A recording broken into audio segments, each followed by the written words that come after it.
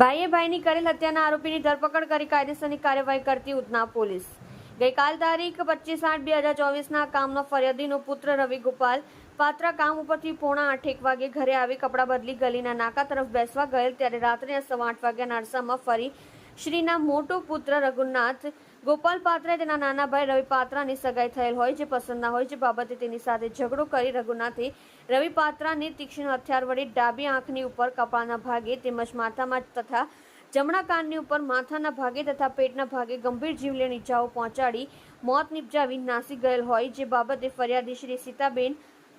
ગોપાલપાડા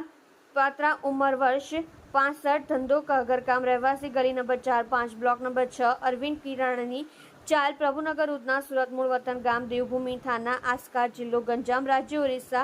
નાઓએ ફરિયાદ લખાવતા Udhna police station પાર્ટે ગુના number 11210047241 1779 ભારતીય ન્યાય સંહિતા 2023ની કલમ 103(1) તથા જીપી એક્ટ કલમ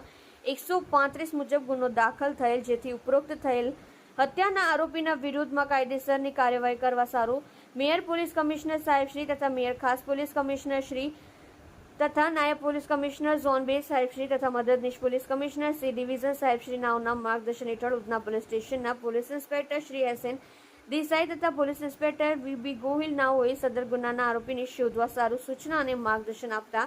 સર્વેલન્સના પોલીસ સબ ઇન્સ્પેક્ટર AJ મચ્છર નાઓએ સદર ગુનાની ગંભીરતાને ધ્યાનમાં લઈ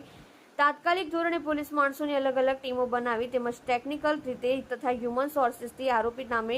રઘુનાથ ગોપાલ પાત્રા ઉંમર વર્ષ 40 રહેવાસી ગલી નંબર 4-5 બ્લોક નંબર 6 અરવિંદ કિરાણાની ચાલ પ્રભુનગર ઉધના સુરત મૂળ વતન ગામ દેવભૂમિ થાના આસ્કા જિલ્લો ગંજામ રાજ્ય ઓરિસ્સાની નાની ધરપકડ કરી કાયદેસરની કાર્યવાહી કરેલ છે।